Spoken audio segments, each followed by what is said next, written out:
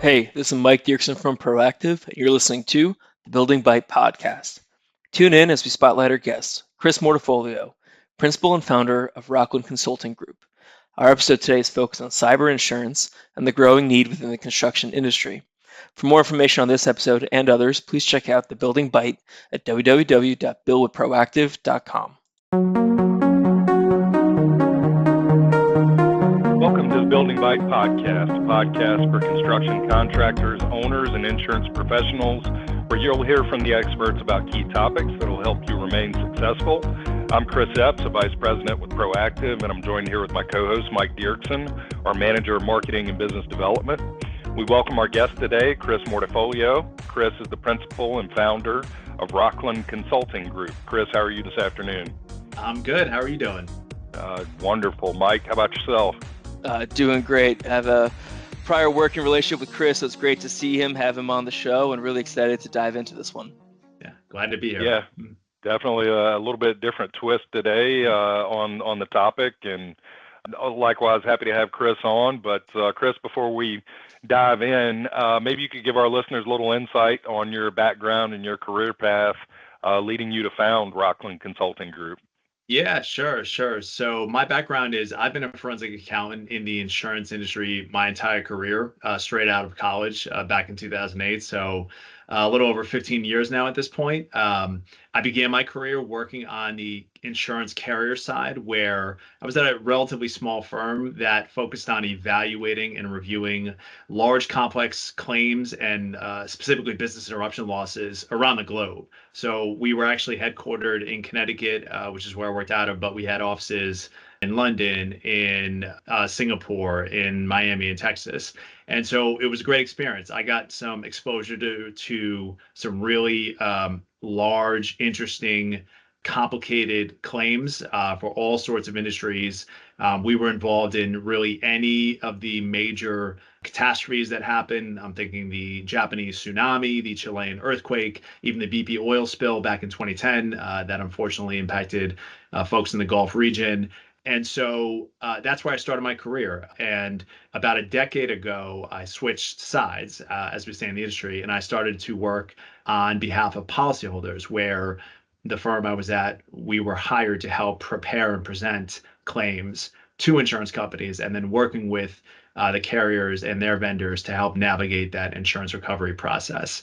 And so I have been doing the policyholder side now for a little bit over a decade. And about 2.5 years ago, we started Rockland Consulting Group, where our focus remains on assisting policyholders who have been impacted by some sort of event. We still tend to focus on insurance claims as the majority of our work, but we also provide just general litigation support when there's commercial disputes, and we also focus on general data analytics using some of our skills that we've developed.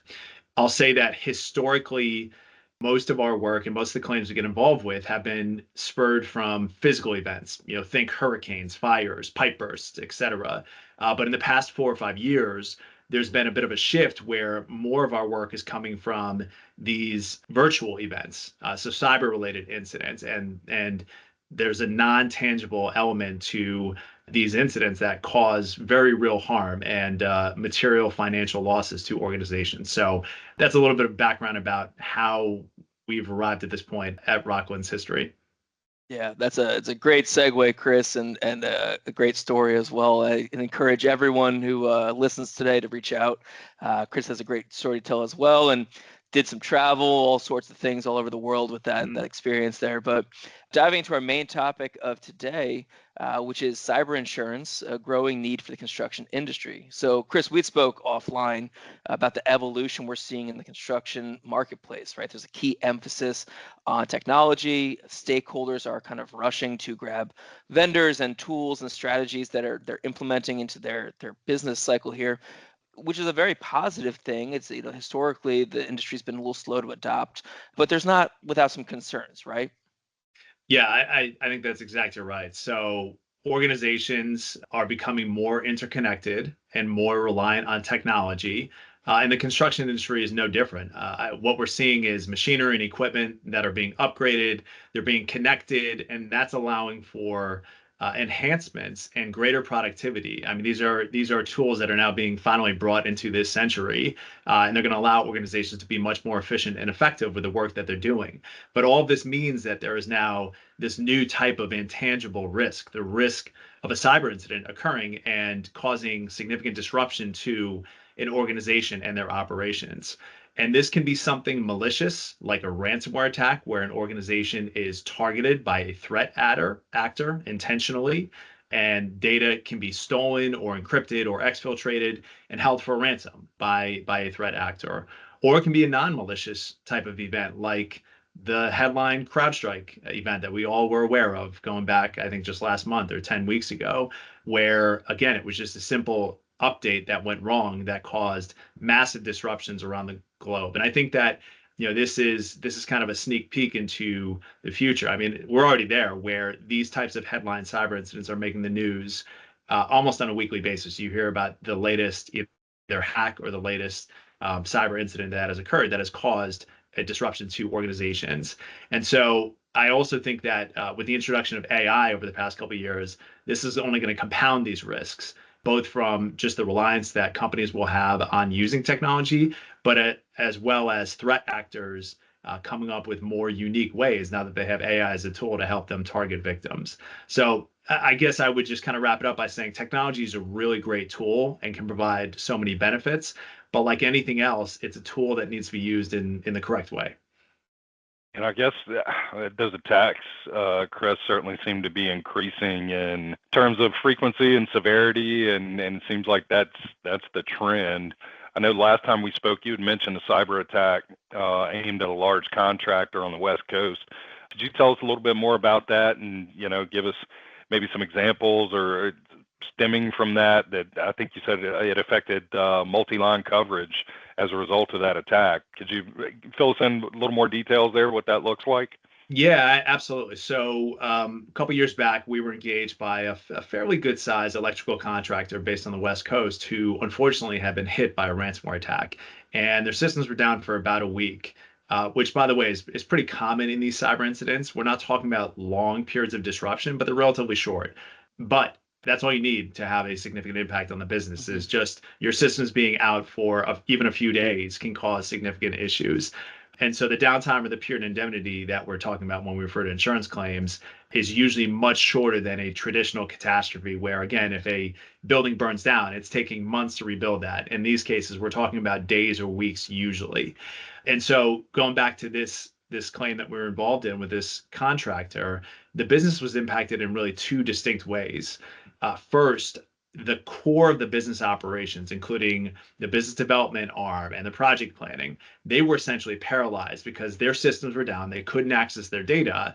And this resulted in them not being able to do things like take incoming leads from prospective clients and customers, prepare and finalize bids that were already in process at the time that this incident happened. They couldn't respond to RFPs, which have very strict deadlines. And then they couldn't further develop project plans because they couldn't access their software and the tools that they were using. And so this led to a notable drop in winning bids and contracts for the business. There was a bit of a lag, though, because it took, while the systems were down for about a week, we started to see in the weeks following this drop in their activity and their win rate. And so this is pretty common as well, that you don't necessarily see the impacts right away because organizations find these workarounds to try and do their work, but there absolutely was a very notable and material impact of their future business that they lost. The second impact that we saw in this example was project specific. So there was a specific project that they were working on that was already underway, where quite a bit of planning and engineering had been done in the weeks and the months leading up prior to the loss. And this data was lost as a result of the incident. They were not able to recover it. I think it was corrupted, or they never got the decryptor key back from the threat actor. And so our client had to recreate all of the work that had been done, which took considerable manpower and at considerable cost. And so I think that these two types of examples, this example I'm giving you, is going to be pretty emblematic of what a typical contractor might experience in the construction industry if they unfortunately have to go through a cyber incident. Fortunately, in the case that I'm talking about, though, our client did have a cyber insurance policy, and they were able to recover much of their loss. And I think that looking forward, cyber insurance is going to play a much bigger role in helping to protect the construction industry against these types of threats and helping them to recover.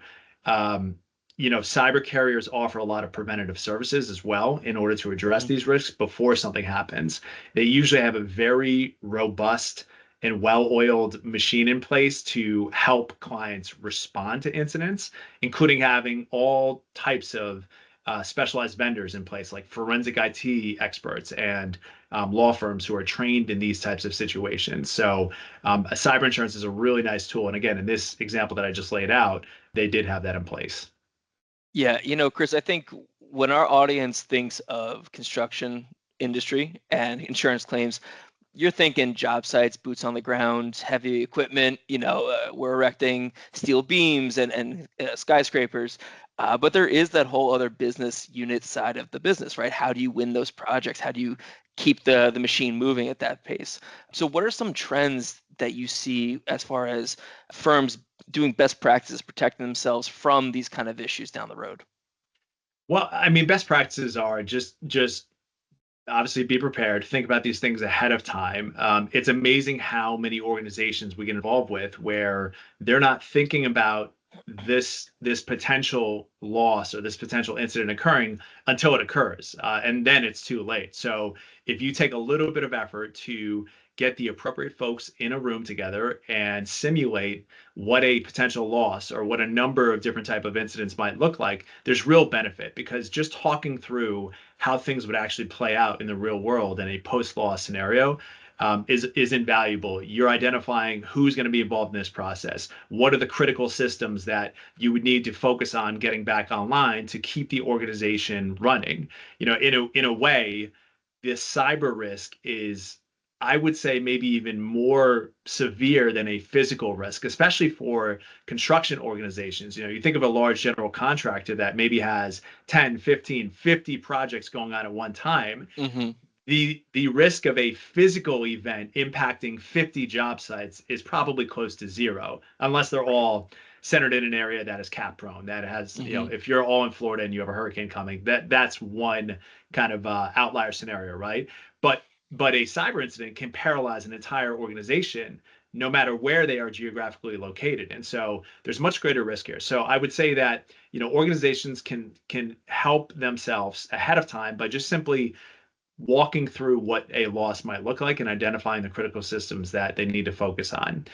The other thing I would just say too is, I think that there is a risk that job sites can become impacted by these cyber risks. And, with firms relying more and more on technology and new solutions to operate, there's risks with these services. So what we're seeing is that there's a reliance on some of these tech tools that creates this kind of contingent risk exposure.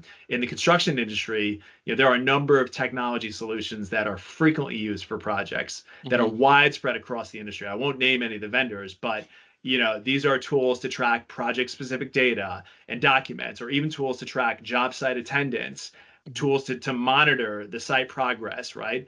If these technology providers and partners were to suffer an outage, these outages can have a significant impact on the ability for a project or multiple projects to continue moving forward and make progress. It's funny you mentioned figuring out which systems are mission critical, because some of you said earlier just about the technology and it's all getting brought to the 21st century. We just bought a new microwave which can connect to my Wi-Fi, and just like something I never thought I needed a Wi-Fi connection to my microwave, but just understanding, there's so many touch points now within this industry that are connecting into multiple vendors and data sets. So it's almost like you don't know what you don't know. There's so many different avenues that it could go through. Yeah, and the more interconnected that we all become, the more openings there are for things to go wrong. And so that's really what it is. It's being mindful about all of the new exposure that you're taking on by implementing some of these tools or using some of these service providers to enhance your organization, your ability to operate. Yeah, I guess that's a great point, Chris, because I mean, if you think about IoT connectivity, there's a lot of pitfalls you'd think, I guess, that are more, in my mind, recognizable kind of on the corporate side of the business, which sort of, my mind doesn't immediately go to the technology advancements that are rapidly evolving in the field and affecting field construction more and equipment on job sites. Everybody on job sites got a laptop and a phone and, 100 points of connectivity now. So, it would seem that there is more of a need to, protect not only the office side of things, but also the job site side of things as well. Yeah, absolutely. And I think a lot of the equipment that's being used on job sites, again, is going to become more enhanced with the use of AI, and they're going to be more robotic in nature, where they're going to be able to perform many of the tasks that now are being done manually. But what happens if the network that is powering these machines goes down, right? Then they become almost useless. And so then you have to revert back to more manual methods. So do you have a backup plan in place? Do you have folks who are trained to operate dumb equipment or use manual methods to keep a project moving forward if the network you're relying on went offline? So these are all things that I'm sure construction companies are thinking of or should be thinking of as they continue to advance their technology tools. It's kind of the unintended consequences, right? It's great that we're getting more connected and where the technology is advancing the ball there, but you have to think the whole picture and understanding the weaknesses that presents as well. I would agree with that. Well, Chris, this has been a great discussion. We really thank you for your time, your expertise. On the show, we like to leave our audience with at least 3 key takeaways. What do you think our audience should take away from this conversation today? Yeah, so I would say first, cyber risk is becoming a more significant concern for nearly every organization, and the construction industry is no different. This risk is going to be a very real thing and going to continue to evolve in the years and decades coming. Second, I would say be mindful of your vendors and your technology partners. They do present additional risk. And the third thing I would just highlight is cyber insurance is a really effective tool that can be used to help address these types of risks. Piggybacking on that a little bit, Chris, what about an action item? If our listeners were going to look to make a change or start working in the right direction, maybe recognizing some of these problems we've talked about today, what's step one? What's the best starting place? Yeah, I touched on this briefly already, but it's simply to have a plan in place and put it to the test. As I touched on before, many cyber insurance carriers will offer these types of pre-breach services where they're designed to help organizations simulate what a cyber incident would look like and what the response would look like to this incident. And so these types of exercises can help to identify any significant gaps or material weaknesses in an organization's response plan. Fantastic. Well, Chris, before we let you go, I want to hit you with just a few more rapid fire questions related to cyber, because it's a great topic and again, something I guess not always front of mind just when we're thinking about construction and construction claims, but where do you see companies struggling the most when it comes to these type of issues? Is it implementation? Is it stress testing the environment, or what do you see being the biggest issue or biggest problem facing companies? Yeah, so because we're normally involved after, unfortunately, an incident takes place, the biggest stressor, the biggest weakness that we see is that companies don't always have a detailed record of what actually happened in not only the days following an incident, but the hours and the minutes. It's really critical to have an extremely detailed timeline of exactly what happened, how your systems were impacted, up until the point when everything is recovered or the systems are brought back online and operations have returned to normal. That timeline can really set the foundation for a successful recovery, especially when we're talking about financial or business interruption losses. That's it's kind of going back to what you said earlier. Sounds like that timeline could even be extended well beyond after the point you come back online with, delayed access to things, ripple impacts downstream, and trying to quantify those issues. So exactly. I can see how that's would be a great starting point. Yeah, and you kind of hit on it, Chris. You can almost divide these incident timelines into 2 distinct periods. The first period is when the IT systems are impacted. So starting the date of when the IT disruption happens and when the IT disruption ends, but the operational impact on the organization usually extends well beyond this period, because maybe you're having to recreate work, maybe you're having to reach back out to customers, and you're trying to return your business back to its normal pre-loss operating levels. Yeah, no, that's certainly a lot to digest with that, but it's something that's important to be thinking about. Chris, are there any trends that you're seeing, either positive or negative, that I think industry-wide we should be taking note of? Yeah, I think this is a positive trend, which is in general, the cyber insurance industry continues to grow. The market is growing, which Hmm. should mean that there will be more options for policyholders in the future. And that should result in a combination of, I think, enhanced coverage and better value for that coverage. And I think that's gonna drive continued widespread adoption of cyber insurance. I think right now there's generally very low adoption of cyber insurance, but I think that's going to Hmm. continue to grow exponentially. Excellent. And maybe this kind of ties into my last question here, but Chris, if there's a piece of professional advice that you could leave our audience with today, like what would that be for you? For me, I was thinking about this ahead of time, and I think it would just be it's kind of a simple piece of advice, but be thorough with everything you do. Hmm. Don't do things halfway. Do them all the way, and do them to the best of your ability. If you're going to dive into something, commit to it, and don't leave anything on the table. Excellent. Well, Chris, thank you so much for your time today. Just as a quick side note, this is the Building Bite. That's building insurance technologies with the experts. We always like to ask our guests, what are you taking a bite out of today? So I know you're in Connecticut. What's the number one spot for you? Where are you taking a bite out of? Yeah, you mentioned I am in Connecticut. I happen to love pizza, like I guess everybody else, and we're spoiled here with so many good pizza options. I would love to have some Pepe's pizza today, so that Hmm. would be a fantastic day if that's how it shook out.